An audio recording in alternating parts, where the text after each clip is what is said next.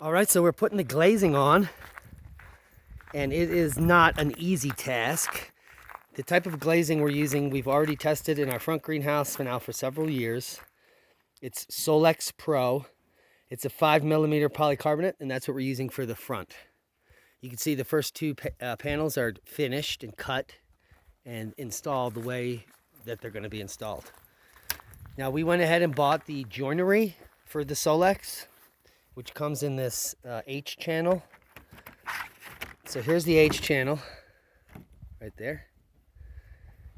And then it has these little joiners that you can join the H channel together if you need to make it longer than 4 feet. And these are about 8-foot panels.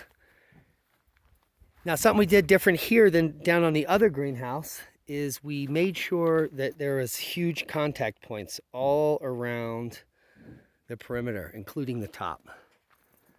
And this just gives you better R value. And I'll show you what I mean. So down in here, we have this huge area that the Solexx comes in contact with that we can get caulked in here, really nice.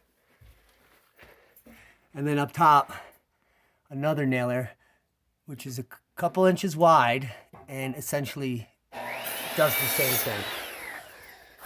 Really nice diffuse light in here. It's not bright at all, which is why we choose the Solexx, because it's actually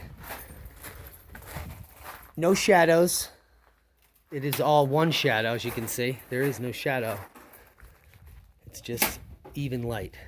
And then the sidewalls, we're going to have a clear polycarbonate, which will allow some of the sunrise and sunset to blast in here early. Oh. So, it's not real easy getting these panels together. But Alan and I have a system now where we only put half of the joint in.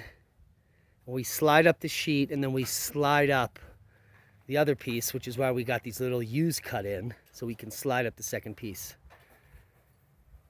And it's gotten easier from the first time we did it, huh, Alan? Way much easier. Yeah, I mean, we've run into problem after problem as we progress, and so, yeah, we've learned as we went. Also, we're getting this, I'm putting a nice little piece of flashing up here to maintain even more waterproofness.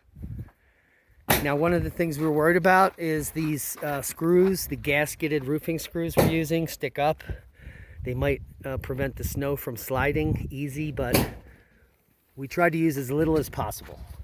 So, there's that. Another issue with the Solexx is you can only buy it in rolls. And it needs to be laid out in the sun.